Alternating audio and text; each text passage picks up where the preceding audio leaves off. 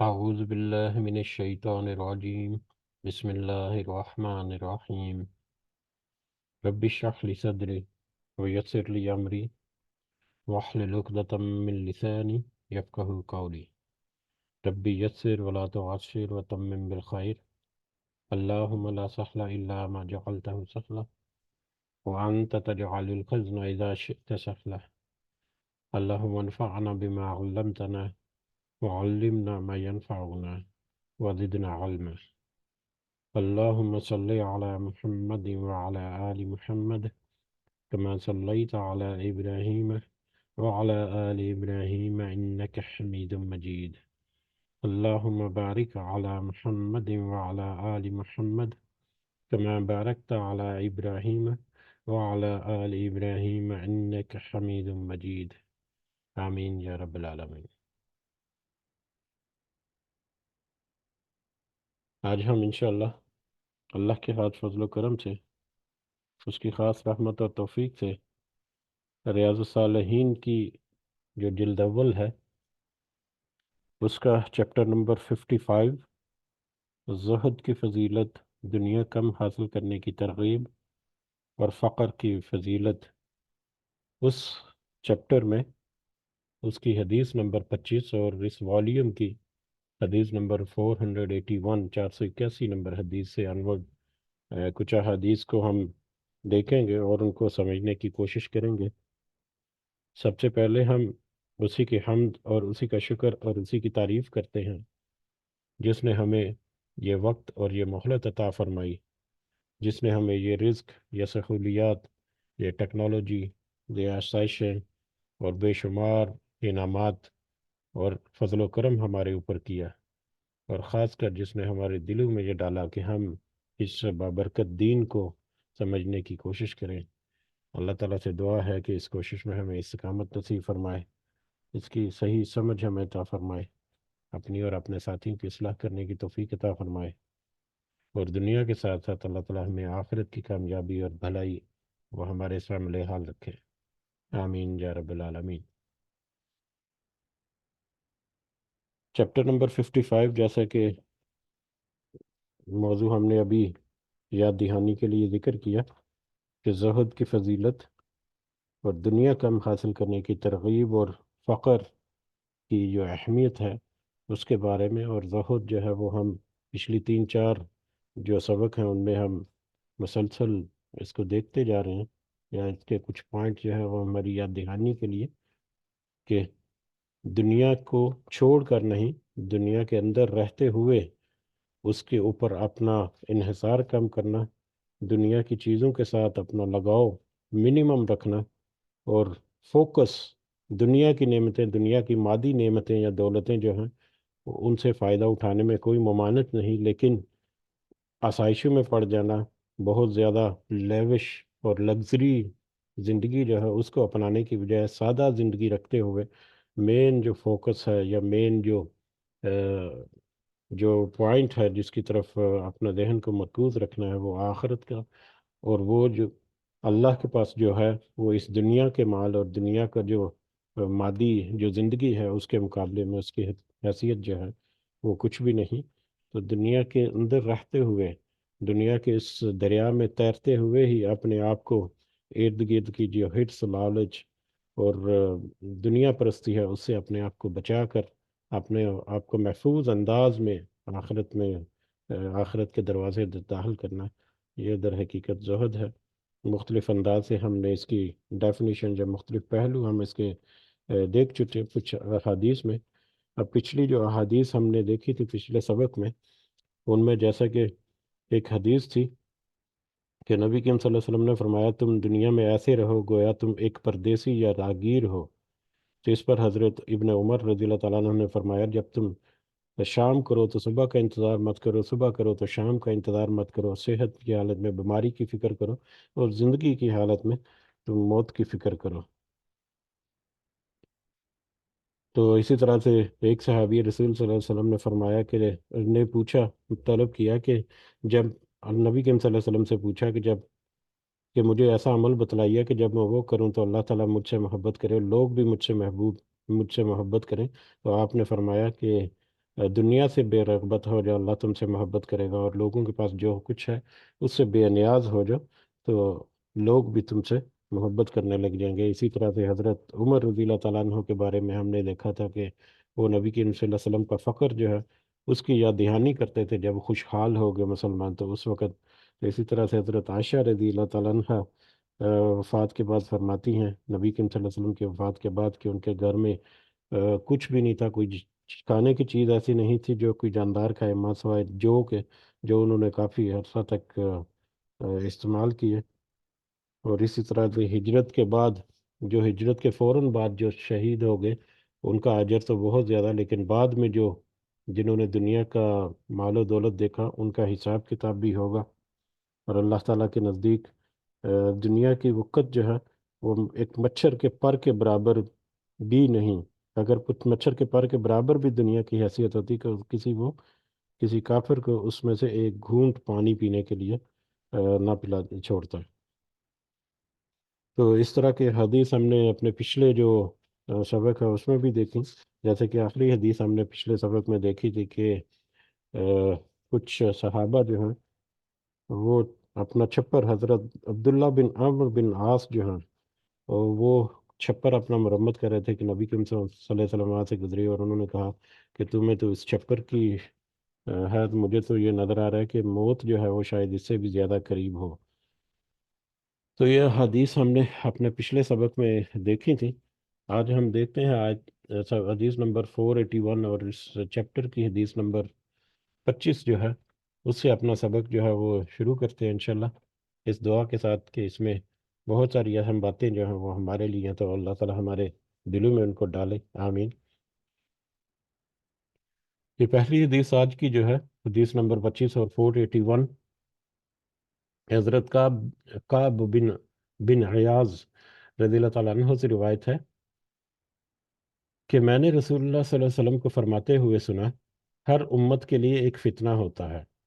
यानी एक ऐसी चीज़ होती है जिसके ज़रिए से उसको आजमाया जाता है, और मेरी उम्मत का फितना माल है।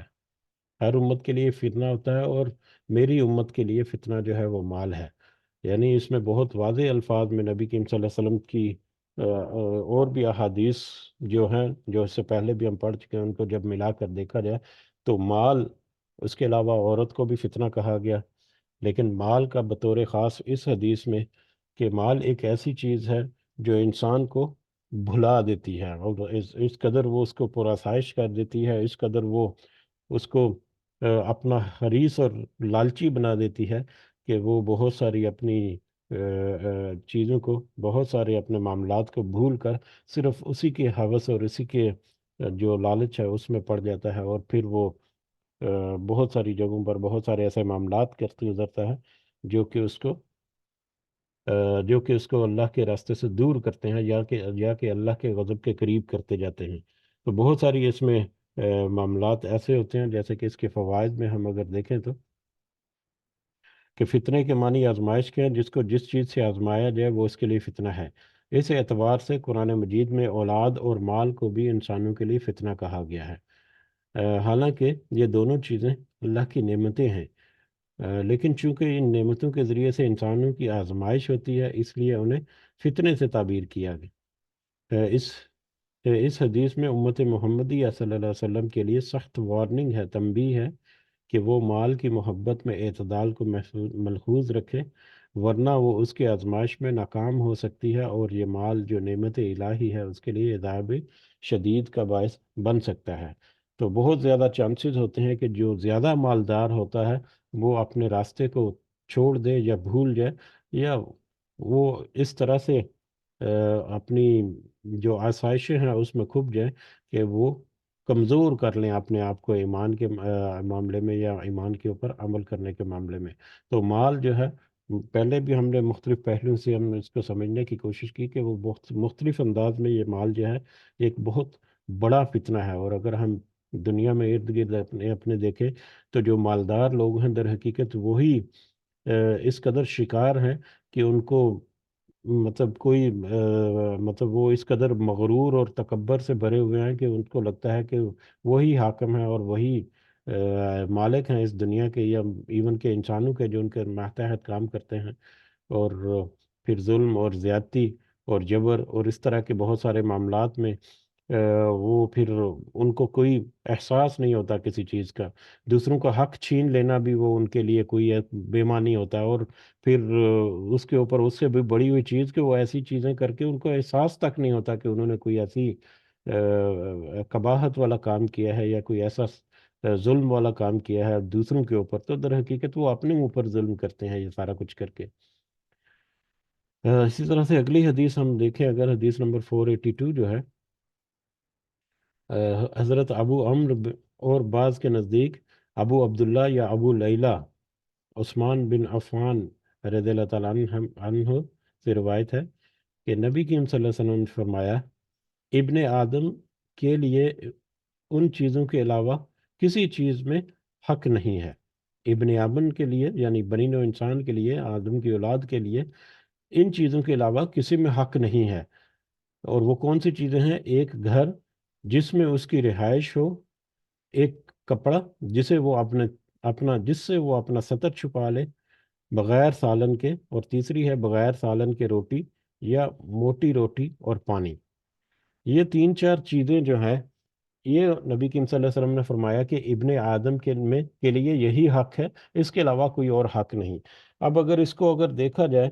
تو یہ ایک دنیا میں انسان کی زندگی گزارنے کے لیے سب سے بیسک اور سب سے بنیادی ضروریات ہیں. ٹھیک ہے، ہم دیکھتے ہیں کہ ہمارا جو پولیٹیکل لوگ ہیں جو ووٹ وغیرہ حاصل کرنے کے لیے یا اس طرح سے،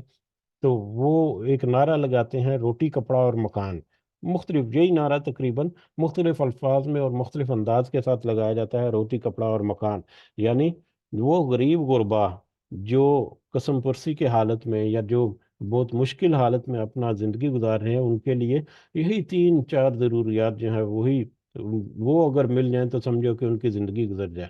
روٹی کپڑا اور مکان. اور یہاں پر اسی چیز کی طرف اشارہ ہے کہ یہی تمہاری بیسک ضروریات ہیں. اگر تمہارے پاس ایک گھر ہے جس میں تم اپنا رہائش رکھ سکتے ہو، اپنے سر کو ڈھانپ سکتے ہو،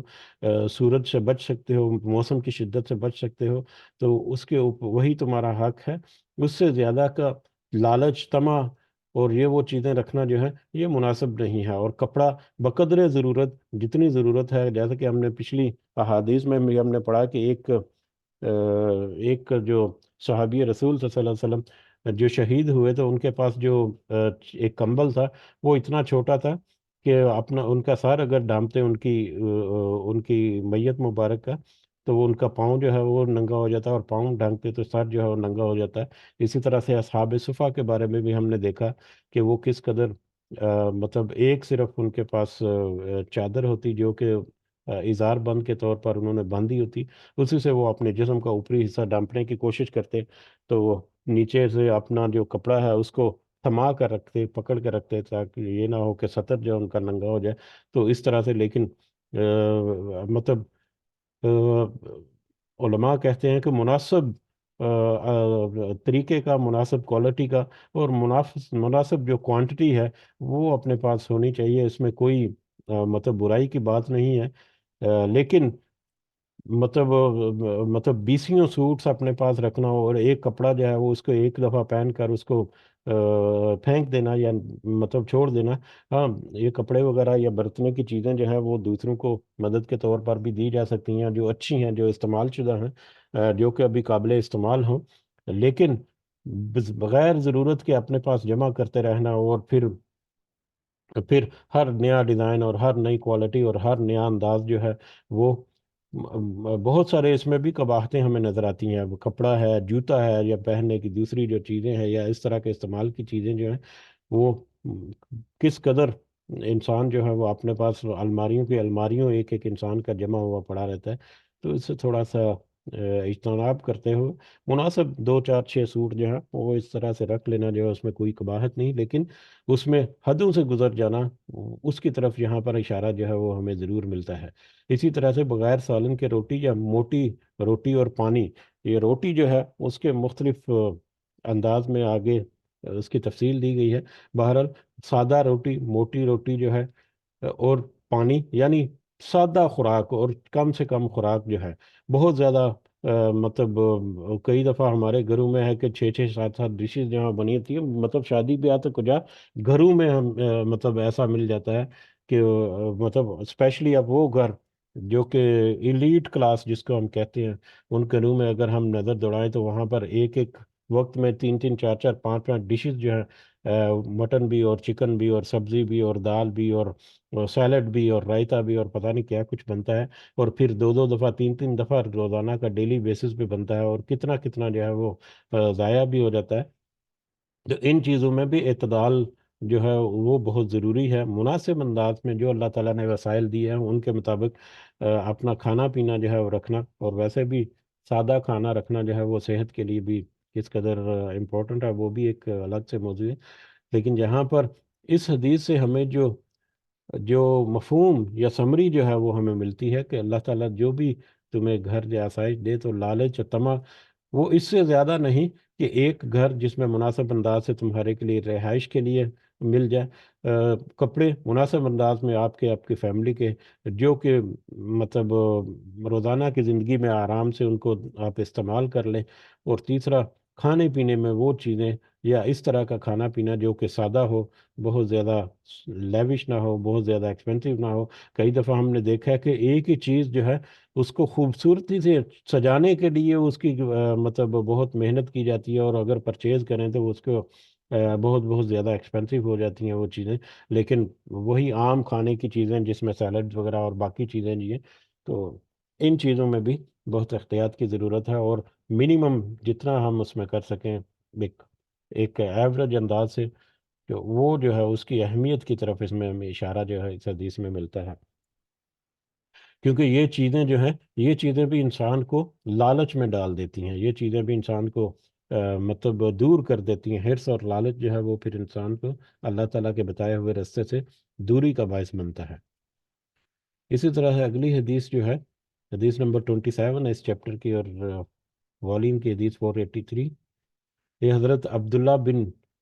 شخیر، حضرت عبداللہ بن شخیر رضی اللہ تعالیٰ عنہ سے روایت ہے کہ میں نبی کریم صلی اللہ علیہ وسلم کی خدمت میں حاضر ہوا۔ آپ صلی اللہ علیہ وسلم اس وقت سورہ الحاقم التکاثر، سورہ تکاثر جو ہے وہ اس کی تلاوت کر رہے تھے، یعنی تمہیں کثرت کی آرزو نے غفلت میں ڈال دیا، کثرت مال کی آرزو میں تجھے غفلت میں ڈال دیا، تلاوت فرما رہے تھے یہ آیت یا یہ سورہ مبارکہ جو ہے۔ پھر آپ صلی اللہ علیہ وسلم نے فرمایا، انسان کہتا ہے میرا مال میرا مال، حالانکہ اے انسان تیرا مال ایک تو وہ ہے جو تم نے کھا کر ختم کر دیا، دوسرا وہ ہے جو پہن کر بوسیدہ کر دیا، اور تیسرا وہ صدقہ ہے جو تم نے کر کے آگے آخرت کے لیے چلا دیا۔ انسان اپنا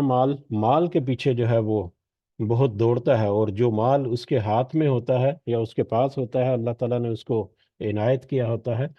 اس کے بارے میں وہ بڑا تکبر یا بڑا غرور، تکبر اور غرور جیسے سخت الفاظ نہ بھی اگر استعمال کریں، ہم اگر سادہ سے الفاظ بھی رکھیں تو اپنے مال کے اوپر وہ بہت گمنڈ کرتا ہے، غرور کرتا ہے، یا اپنے مال کے اوپر وہ یہ مطلب جتانے کی کوشش کرتا ہے کہ یہ میں مالک ہوں اس چیز کا، حالانکہ بہت ساری جگہوں پر آیات میں بھی اور احادیث میں بھی ہم نے دیکھا کہ یہ مال یا دنیا کا جو یہ ساری جو دنیا ہے یہ اس کا حقیقی مالک جو ہے وہ تو اللہ تعالیٰ ہے۔ ایک انسان خالی ہاتھ اس زمین پر یا اس دنیا میں نمودار ہوا، اللہ تعالیٰ نے اس کو شناخت دی، اور وہ خالی ہاتھ یہاں سے چلا جائے گا تو اس کے وراثت میں تو کچھ بھی نہیں، کوئی بھی انسان کے یہ سارے کا سارا مال تو الٹیمیٹلی صرف اللہ ہی اس کا وارث ہے۔ ایک انسان اس مال سے کیا حاصل کر سکتا ہے؟ وہ ہے صرف اور صرف اس کی وہ مطلب اعمال جو وہ اپنے ساتھ لے کر جائے گا، وہ چاہے مال میں صدقہ کرنے کی شکل میں ہو، چاہے اس کی اپنی محنت اور دور دھوپ ہے، تو اگر وہ اپنے مال کو سمجھتا ہے کہ وہی سارا کچھ ہے، تو یہ دنیا کا مال جو ہے جو اس نے کھا لیا وہ تو اس نے ہضم کر کے مطلب ختم کر دیا، اور جو پہن لیا وہ تو اس نے بسیدہ کر دیا، لیکن اس کے علاوہ جو اس نے صدقہ کیا ہے، جو آخرت کے لیے اپنے جو آثار جو اس نے چھوڑے ہیں، در حقیقت وہی اس کا جو آؤٹ کم ہے، یا وہی اس کی انکم، یا وہی اس کی کمائی ہے، جو آخرت کا اس کا سکہ ہے، جہاں پر آخرت کی کرنسی جو کام آنی ہے، وہ وہی ہے بس۔ جس طرح یہاں پر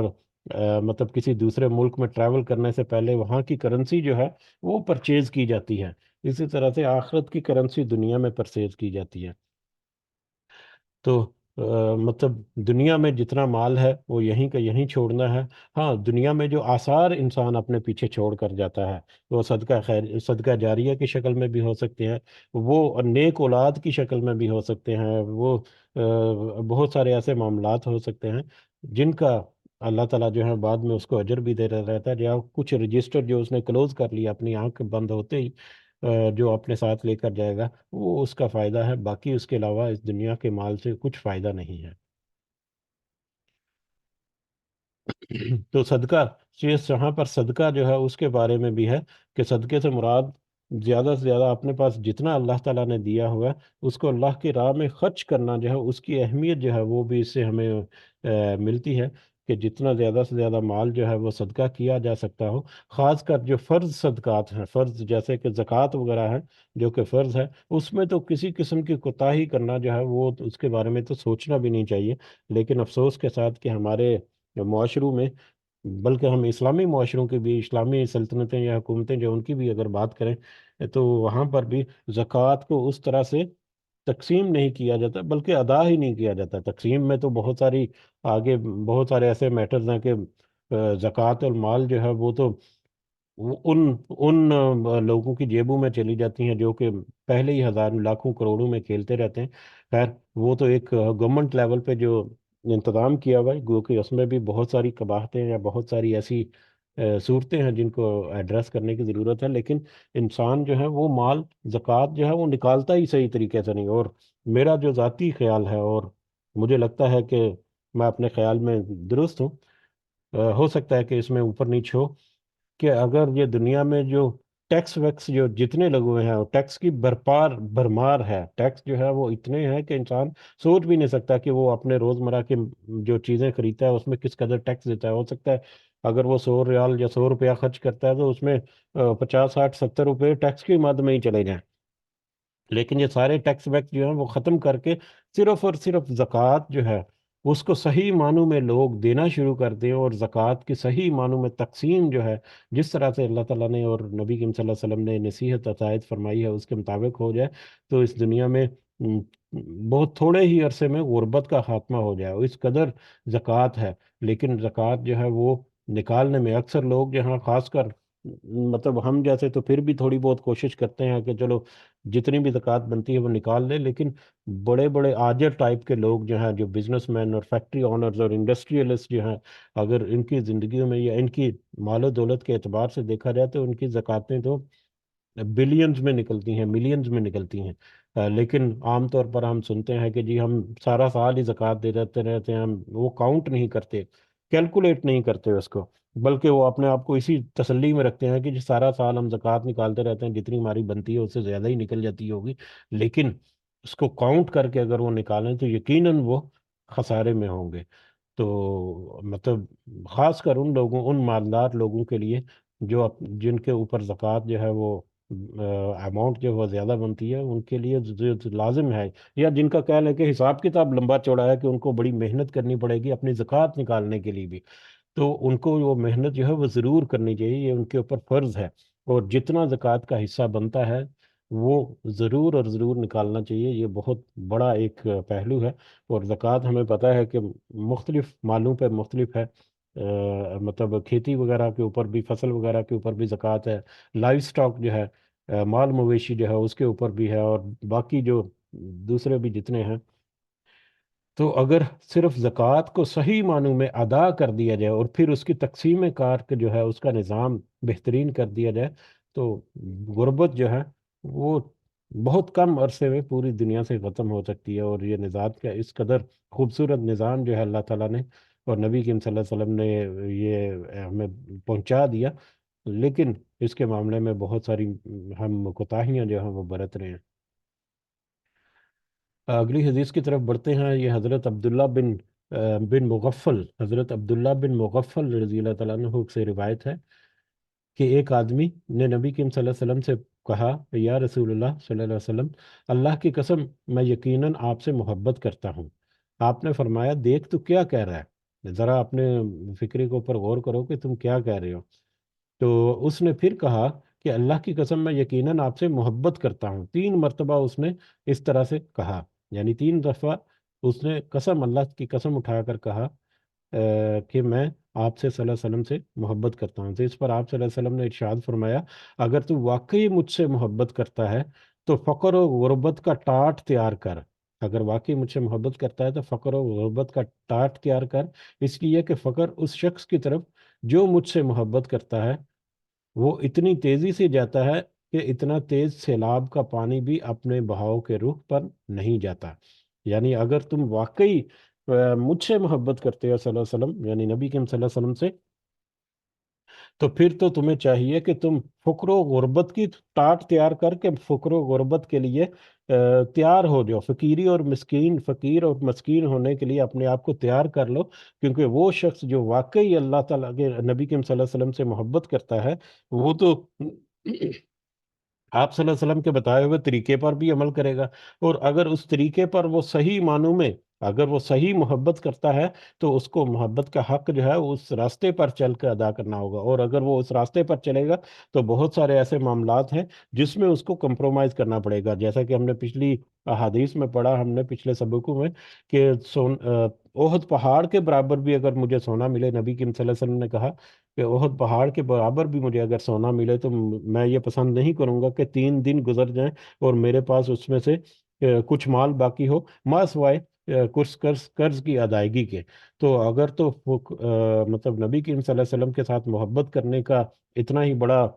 دعویٰ کرتا ہے کوئی بھی، تو پھر تو اسے نبی کریم صلی اللہ علیہ وسلم کی طرح مال سے اس طرح اپنے آپ کو بے رغبت کرنا ہوگا جس طرح نبی کریم صلی اللہ علیہ وسلم نے کیا. اسی طرح سے دنیا میں زندگی گزارنے کے جو طور طریقے ہیں وہ بھی اسی طرح سے اپنانے ہوں گے جس طرح سے نبی کریم صلی اللہ علیہ وسلم نے اپنائے.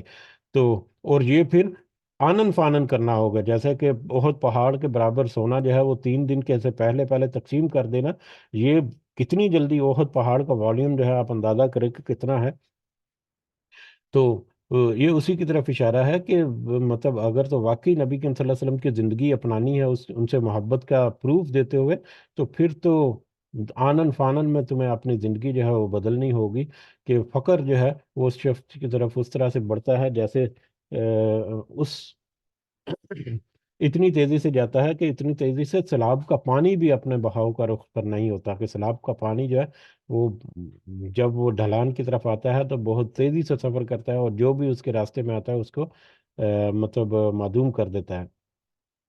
گو کہ یہ حدیث جو ہے وہ اس کے بارے میں تھوڑا سا اختلاف ہے کہ کچھ کہتے ہیں کہ یہ صحیح حدیث ہے اور کچھ کے قریب یہ جو ہے وہ ضعیف ہے. ترمذی میں یہ حسن درجے کی حدیث ہے، اور کچھ شیخ البانی اور کچھ جو دوسرے مفکرین ہیں انہوں نے اس کو ضعیف قرار دیا ہے. بہرحال لیکن اس کا جو متن ہے یا اس کا جو مفہوم ہے، ایک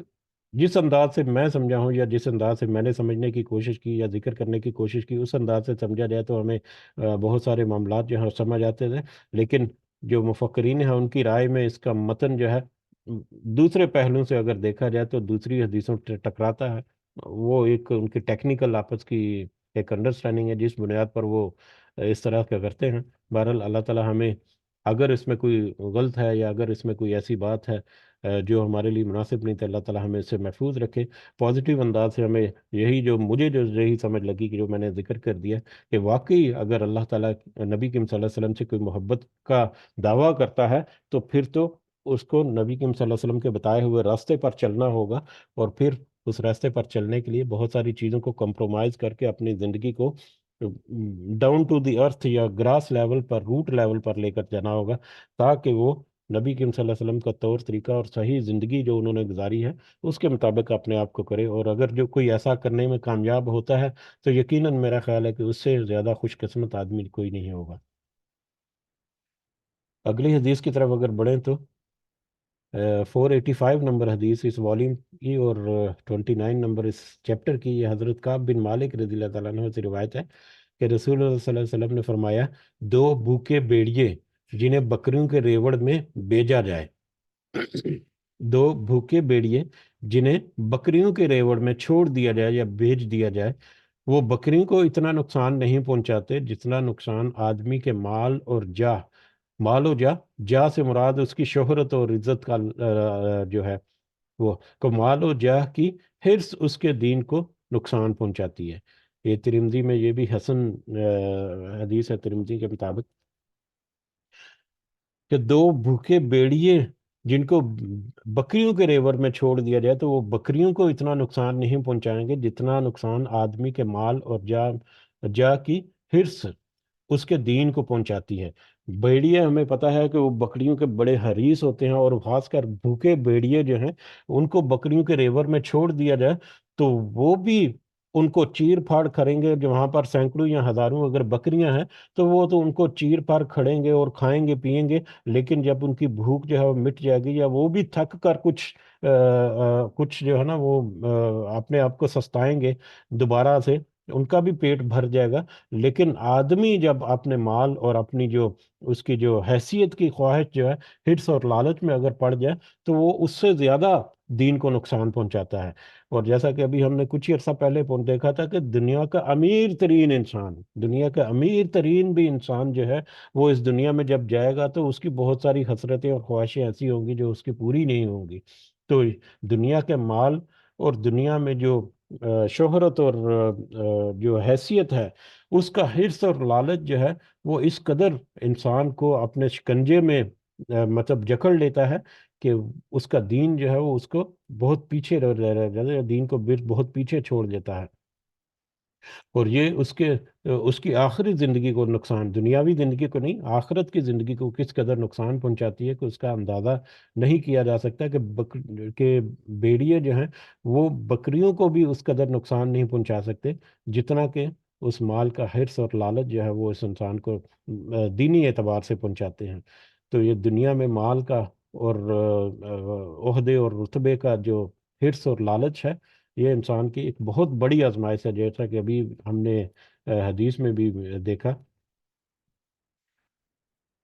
کہ انسان کا مال جو ہے وہی اس کا سب سے بڑا ہے جو اس کو پریشان کرے گا اس کو آخرت میں۔ اس کی نسبت اگر آگے کچھ احادیث جو ہیں اس سے بھی ہمیں اندازہ ہو جائے گا کہ یہ حدیث آگے حدیث نمبر 30 جو ہے چیپٹر کی، حضرت عبداللہ بن مسعود رضی اللہ تعالیٰ عنہ فرماتے ہیں کہ رسول اللہ صلی اللہ علیہ وسلم ایک مرتبہ چٹائی پر سوئے ہوئے تھے، جس سے آپ صلی اللہ علیہ وسلم کے پہلو میں چٹائی کے نشانات پڑ گئے تھے۔ ہم نے آپ صلی اللہ علیہ وسلم سے کہا کہ اگر آپ اجازت دیں تو ہم آپ کے لیے ایک نرم گدا تیار کر دیں۔ آپ صلی اللہ علیہ وسلم نے ارشاد فرمایا، مجھے دنیا سے کیا سروکار، میں تو دنیا میں اس سوار کی طرح ہوں جو کسی درخت کے نیچے سایہ حاصل کرنے کے لیے ٹھہرا، پھر چل پڑا اور اس درخت کو چھوڑ دیا۔ یہ یہ حدیث جو ہم نے زہد کے انٹروڈکشن میں بھی ہم نے اس کو دیکھا تھا کہ نبی کریم صلی اللہ علیہ وسلم نے فرمایا کہ اس دنیا میں تو ایک سوار کی طرح سے گزار رہا ہوں کہ جو کسی درخت کے سائے میں چلتے ہوئے اپنے راستے میں مسافر میں اس کو سایہ جو ہے تھوڑی دیر کا سستانے کے لیے ایک درخت کے سائے کے نیچے رکھا، اور پھر وہاں سے اپنا سستا کر پھر آگے اپنا رخت سفر جو ہے دوبارہ سے باندھ لیا۔ اور اس درخت کو کتنی اہمیت اور کتنی افادیت ہے مطلب میری زندگی میں، وہ صرف اس درخت کے جیسی ہے، دنیا کی افادیت اتنی ہے۔ تو دنیا میں حیثیت جو ہے دنیا کی وہ صرف اتنی سی ہی رکھو کہ جتنا سا بس تھوڑی دیر کے لیے سستانا ہے یا تھوڑی دیر کے لیے آرام کرنا ہے۔ اور ہم نے اس سے پہلے بھی ذکر کیا تھا کہ ایک مسافر کسی سرائے میں یا کسی جگہ پر چند گھنٹوں کے لیے یا چند دنوں کے لیے اگر ٹھہرے گا تو وہاں پر وہ اس کو کوئی پینٹ وینٹ کرنا نہیں شروع کر دے گا، اس کو فرنیچر لا کر رکھنا نہیں شروع کر دے گا یا اس طرح کے معاملات نہیں کرے گا، بلکہ وہ تو اپنے کپڑے جو اس نے باندھے ہوئے ہیں اپنے اس میں سے بھی سامان میں سے بھی صرف بقدر ضرورت چیزیں نکالیں گا، کہ ایک چپلی جو اس کو واش روم وغیرہ جانے کے لیے، یا ایک آدھ کپڑا جو رات کو سونے وونے کے لیے، بس اتنا سے نکالے گا، اور باقی تو وہ پیکنگ ہی نہیں کھولے گا۔ تو اسی طرح سے ہمیں اس دنیا کی زندگی جو ہے اس کو بھی سمجھنا چاہیے آخرت کے مقابلے میں، کہ جو دنیا آخرت کے مقابلے میں اس سے زیادہ حیثیت نہیں رکھتی۔ हाँ, इसमें कुछ एक्सक्लूजन हमें नज़र आ सकती हैं, लेकिन वो एक्सक्लूजन एक आम आदमी के लिए नहीं। जैसे कि अगर आप देखें कि ये अरब के शहजादे वगैरह जो हैं वो सफ़र वहीं कहीं पर करते हैं, तो उनके पूरे के पूरे प्लाटून जो हैं वो उनके साथ सफ़र करते हैं, कारून के ख़जानों की तरह से। आज भी हमें ये चीज़ें जो है मिलती है। अल्लाह ताला हमें महफूज रखे। अगर उनकी कोई मजबूरी है तो वो अल्लाह ताला बेहतर जानता है, लेकिन ज़ाहरी एतबार से हम देखते हैं तो वो एक आम इंसान जो है, इवन के अच्छे एलीट जो है वो भी इससे नहीं। मुझे याद आ गया कि चलो जिक्र नहीं करना चाहिए। बहरहाल, तो इस तरह के मामलात हमें कभी कभी नज़र आते हैं, हमारी नज़रों के सामने गुजर जाते हैं, तो वो एक्सक्लूसिव केसेस हो सकते हैं। एक मुसाफिर की ज़िंदगी के एतबार से अगर देखें कि वो कहीं पर अगर आर्जी रुका है कुछ दिनों के लिए या कुछ घंटों के लिए, तो उसकी ज़िंदगी आम तौर पर उसका तरीका यही है कि बिल्कुल अपने आप को महदूद रखता है वो। अगली हदीस अगर हम देखें, 31 नंबर हदीस जो है चैप्टर की, हज़रत अबू हुरैरा रज़ियल्लाहु ताला अन्हु से रिवायत है कि रसूलुल्लाह सल्लल्लाहु अलैहि वसल्लम ने फरमाया, जन्नत जन्नत में फ़ुकरा मालदारों से 500 साल पहले दाखिल दाखिल होंगे। वो फ़ुकरा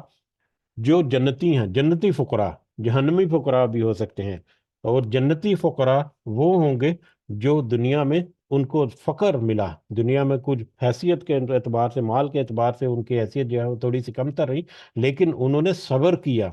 सब्र किया, शुक्र किया।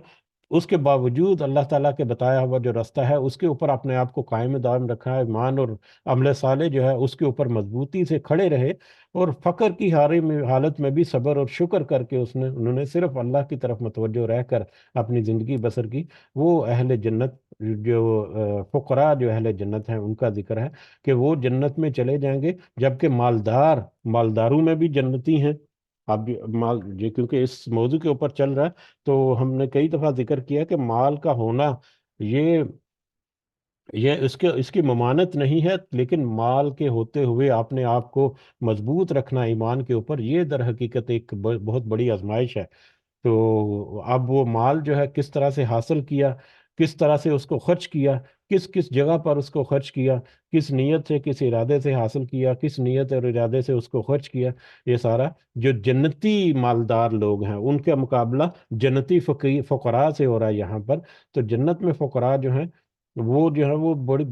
बड़ी जल्दी चले जाएंगे, जबकि मालदार जो जन्नती हैं वो 500 साल बाद, यानी उनको थोड़ा सा तवक्कुफ जो है वो ज़रूर करना, या थोड़ा सा इजाफी वक्त जो है उनको जन्नत में जाने के लिए ज़रूर लगेगा, कि वो अपना माल का हिसाब किताब वहाँ पर देंगे कि कितना माल उन्होंने कमाया और कहाँ पर खर्च किया। तो ये हमें एक मुख्तलिफ अंदाज से उसकी तरफ इशारा करता है कि अगर जल्दी किसी के जाने की ख्वाहिश हो तो उसको चाहिए कि अपने माल को अपने पास रोक कर ना रखे। जैसा कि अभी हदीस में हमने दोबारा से याद दिहाने के लिए कि नबी करीम सल्लल्लाहु अलैहि वसल्लम के ओहद पहाड़ के बराबर भी सोना है तो 3 दिन से पहले पहले मैं उसको तकसीम कर दूं। अगली हदीस 488 जो है इस वॉल्यूम की, हज़रत इब्ने अब्बास और हज़रत इमरान बिन हुसैन रज़ियल्लाहु तआला अन्हुम से रिवायत है कि नबी करीम सल्लल्लाहु अलैहि वसल्लम ने फरमाया, मैंने जन्नत में झांका तो देखा कि उसमें ज़्यादातर नादार या फ़कीर फ़ुकरा हैं। जन्नत में झांका तो उसमें ज़्यादातर फ़ुकरा की तादाद देखी। और फिर जहन्नम में झांका तो उसमें अक्सर औरतों की तादाद जो है वो देखी। अब नबी करीम सल्लल्लाहु अलैहि वसल्लम ने झांका वो किस अंदाज से है, उसकी मुख्तलिफ जो है तावील जो होती है वो उसकी तरफ नहीं जाते। मतलब मेराज में भी नबी करीम सल्लल्लाहु अलैहि वसल्लम ने जन्नत और दोज़ख को नज़ारा किया, या किस तरह से कशफ के तरीके से, वो एक अलग से टॉपिक है बहरहाल। लेकिन नबी करीम सल्लल्लाहु अलैहि वसल्लम का कौल या वहाँ पर यह हदीस जो उन्होंने फरमाया कि जन्नत में झांका तो उसमें ज़्यादा नादार और मुफलिस लोग, फुकरा जो हैं वो नजर आए। और फिर जहन्नम में झांका तो उसमें अक्सरियत औरतों की, फुकरा। ये यही ऊपर की हदीस जो है उसकी तरफ कि जो दुनिया में सब्र शुक्र करते रहे, या इसको अगर दूसरे पहलू से अगर देखें कि जो मालदार हैं वो हिर्स और लालच में, तमा में पड़ जाते हैं और बहुत सारे ऐसे मामलात कर जाते हैं जो उन्हें अपने ईमान के रास्ते या ईमान के ऊपर खड़े हुए होने के रास्ते से दूर कर देते हैं, जिसकी वजह से ऐन मुमकिन है कि वो इस फितने का शिकार होकर अपना जो रास्ता है दीन का उसको खो बैठे, और फिर भूल भुलैयों में या पगडंडियों में चलते हुए जहन्नम के सिरे पर जा पहुंचे। तो ये बहुत सारे ऐसे ऐन मुमकिनात में से ये बातें हैं। तो लिहाजा जब कोई माल किसी को मिले तो उसमें उसकी इख्तियात जो है वो और ज़्यादा बढ़ जाती है। तो जन्नत में फुकरा की कसरत होगी। और जहन्नम में जब जाएगा तो औरतों की जो एक्सक्लूजन है वहाँ पर हमें पता है कि औरतों के खिलाफ उनकी मुख्तलिफ वजूहात जहाँ जिक्र की हैं। उसके अलावा भी कुछ लोगों के बारे में जिक्र है कि जहन्नम में हो गए, यहाँ पर बतौर खास औरतों का, कि वो मतलब ज़ुबान की तेज़ होती हैं, या अपने खावंदों की नाफरमानी करने की वजह से, या कुछ और जो मामलात जिनके बारे में बार बार जिक्र आता है। तो औरतों को यहाँ पर ख़ास मुख्तात अंदाज से मतलब वो जो डीलिंग है अपने खावंद के साथ और दूसरे लोगों के साथ, उसकी तरफ यहाँ पर इशारा हमें ज़रूर मिलता है। बहरहाल मौजू के एतबार से फ़कीर जो हैं, जो कम हैसियत के लोग दुनियावी एतबार से जो हैं, वो जन्नत में पहले पहुंचेंगे और ज़्यादा तादाद में होंगे। इसी तरह से अगली हदीस जो हज़रत उसामा बिन ज़ैद रज़ियल्लाहु ताला अन्हु से है कि नबी करीम सल्लल्लाहु अलैहि वसल्लम ने फरमाया, मैं जन्नत के दरवाजे पर खड़ा हुआ तो मैंने देखा कि उसमें दाखिल होने वाले ज़्यादा मसाकीन हैं और मालदार लोगों को हिसाब के लिए रोका हुआ है। अलबत्ता जहन्नमियों को जहन्नम की तरफ ले जाने का हुक्म दे दिया गया। यानी जब जहन्नमी और जन्नती जो हैं उनको छांट कर अलग अलग कर दिया, तो जहन्नमियों को तो कहा कि तुम जाओ, अब तुम्हारा रास्ता वो है। लेकिन जो जन्नत में रास्ते पर चलते हुए जो जन्नती हैं, उनमें से भी जो फकरा हैं, जो मसाकीन है, वो जन्नत में भाग कर सबसे पहले दाखिल हो गए, जबकि मालदार जो हैं उनको थोड़ी देर के लिए वाकफ तवक्कुफ वहाँ पर करना पड़ेगा, क्योंकि उनको अभी माल का हिसाब देना है कि कैसे कमाया और कहाँ पर है। वो ये जन्नती मालदारों का हिसाब है, ये उन मालदारों का नहीं है जो जहन्नमी है, जिन्होंने सारा, वो तो पहले से तयशुदा बात है कि वो जहन्नम में चले जाएंगे। लेकिन जो जन्नती हैं उनको भी माल का हिसाब जो है वो देना होगा, तो मतलब उसकी वजह से थोड़ा सा डिले होंगे वो फ़िक्रा की निस्बत। तो ये पहले हदीस जो पढ़ी है ये उसी से मुताबिकत रखती है दोबारा से। अगली आखिरी हदीस जो इस चैप्टर की है 490 नंबर। ये हज़रत अबू हुरैरा रज़ियल्लाहु ताला अन्हु से रिवायत है कि नबी करीम सल्लल्लाहु अलैहि वसल्लम ने फरमाया, सबसे सच्ची बात जो किसी शायर ने कही है, वो लबीद नामी एक शायर है, उसकी बात है। उसने कहा कि सुनो, अल्लाह के सिवा जो कुछ है वो सब बातिल है। अल्लाह के अलावा जो कुछ है वो सब बातिल है। यहाँ पर हमें यह भी अंदाजा होता है कि शायर, सारी शायरी जो है वो उसको मना नहीं या उससे एतराज़ नहीं। शायरों की अक्सर बातें या अक्सर शायर जो हैं वो ऐसे ओल फोल पकते हैं, जो जो जो वो कहते हैं वो कर नहीं सकते, या अपनी तरफ से ऐसे ऐसे अल्फाज गढ़े हुए होते हैं, चांद और सितारों की बातें करते हैं जाके नामुमकिनात में से होती है। लेकिन अच्छी शायरी, जैसे कि अल्लामा इकबाल की शायरी जो है, बड़े बड़े उलमा जो हैं वो आज भी कोट करते हैं। तो यहाँ पर नबी करीम सल्लल्लाहु अलैहि वसल्लम ने लबीद नामी एक शायर की तारीफ की कि उसने कहा था, जिसका मफहूम यह है कि सुनो, अल्लाह के सिवा कुछ भी, जो कुछ भी है सब बातिल है, यानी बेहकीकत है, बेमानी है। यानी जो अल्लाह को छोड़कर दूसरे मामलात की तरफ उलझ पड़ेगा, वो दर हकीकत एक ऐसी ज़िंदगी या ऐसे ऐसे रास्ते पर होगा जो कि उसको मतलब कुछ फ़ायदा नहीं देगी, उल्टा नुकसान पहुंचाएगी। लेकिन जो अल्लाह से जुड़ जाएगा हकीकी मानों में, वही कामयाबी के रास्ते पर रहेगा। तो ये उस शायर का, उस कौल का ये मतलब है, जिसको नबी करीम सल्लल्लाहु अलैहि वसल्लम ने पसंद किया। इसका हम अगर मौजू के एतबार से देखें तो दुनिया में रहते हुए जितनी भी सहूलतें या जितनी भी आसाइशें अल्लाह ताला हमें अता फरमाए, उन सब में चाहे कम है या ज़्यादा है, उनकी मौजूदगी में सिर्फ फोकस जो है वो अल्लाह ताला से मुलाकात की तरफ रखना, ये एक मोमिन को ज़ेब देता है, और यही मोमिन की शान है। तो बहरहाल अल्लाह ताला से इस दुआ के साथ कि अल्लाह ताला इसमें हमें बहुत सारी ऐसी नसीहत की बातें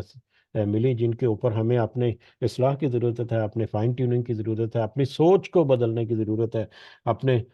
सोच के अंदाज के साथ साथ अपने रवैयों को और अपने मामलात को दोबारा से परखने की और रिव्यू करने की और दोबारा से ज़्यादा लेने की ज़रूरत है। तो अल्लाह ताला से दुआ है कि अल्लाह ताला हम सबको अपनी शख्सियत और अपने जो जितने भी मामलात हैं उनको रिव्यू करके हमें अपनी फाइन ट्यूनिंग की अल्लाह ताला हमें तौफीक अता फरमाए। आमीन या रब्बिल आलमीन। व मा अलैना इल्लल बलागुल मुबीन। जी, कुछ इजाफा आप अगर आप करना चाहें तो कर सकते हैं। जज़ाकुमुल्लाहु खैरन कसीरा।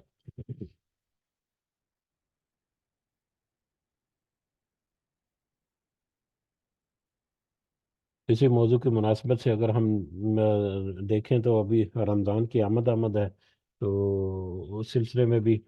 रमज़ान में क्योंकि सदका खैरात वगैरह जो है वो, एक इंसान जो है बड़ा नरम दिल होता है, تو اس کی پلاننگ ولاننگ جو ہے نا وہ ابھی ہم کر سکتے ہیں۔ زکوٰۃ جو ہے وہ عام طور پر نکالی جاتی ہے، اس کا حساب کتاب لگانا اور اس کو، اور اس کے علاوہ اپنے دیگر مالی معاملات میں، خاص کر اب تو ہمارے پاس اگلا مہینہ جو ہے وہ ایک آفر کا، اللہ تعالیٰ سب سے پہلے ہمیں اس میں شامل فرمائے اور نصیب کرے، اور پھر اس کے برکات جو ہیں وہ بھی اللہ تعالیٰ ہمیں سمیٹنے کی توفیق عطا فرمائے، آمین۔ ہاں جی، اس کے ساتھ ہی اختتام کی طرف بڑھتے ہیں۔ سب کو دعا میں ضرور یاد رکھیں، اللہ تعالیٰ ہم سب کا حامی و ناصر ہو، ہمارے معاملات میں اللہ تعالیٰ خاص اپنی مدد اور رہنمائی عطا فرمائے۔ جو ہماری نیک اور جائز حاجات اور خواہشات ہیں، اللہ تعالیٰ ان کو ہمارے لیے آسان کرے، اور دنیا کی جو نعمتیں اور دنیا کی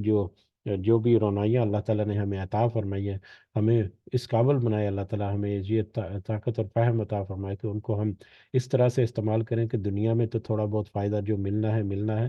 آخرت کا فائدہ ہمیں اس میں سے بھی ملے۔ ہمارے والدین کو اللہ تعالیٰ خاص رحمت اور صحت سے بھرپور زندگی عطا فرمائے، جو اس دنیا سے گزر گئے ہمارے والدین بھی اور سارے مومنین اور مومنات، اللہ تعالیٰ سب کو اپنے خاص فضل و کرم سے جنت الفردوس میں اعلیٰ مقام عطا فرمائے۔ رب ارحمہما کما ربیانی صغیرا، رب ارحمہما کما ربیانی صغیرا، رب ارحمہما کما ربیانی صغیرا، ربنا آتنا فی الدنیا حسنہ وفی الآخرۃ حسنہ وقنا عذاب النار، ربنا ظلمنا انفسنا وان لم تغفر لنا وترحمنا لنكونن من الخاسرین، ربنا تقبل منا انك انت السميع العليم وتب علينا انك انت التواب الرحيم، سبحان ربك رب العزة عما يصفون وسلام على المرسلين والحمد لله رب العالمين، سبحانك اللهم وبحمدك أشهد أن لا إله إلا أنت أستغفرك وأتوب إليك، جزاكم الله خيرا كثيرا، السلام عليكم ورحمة الله وبركاته۔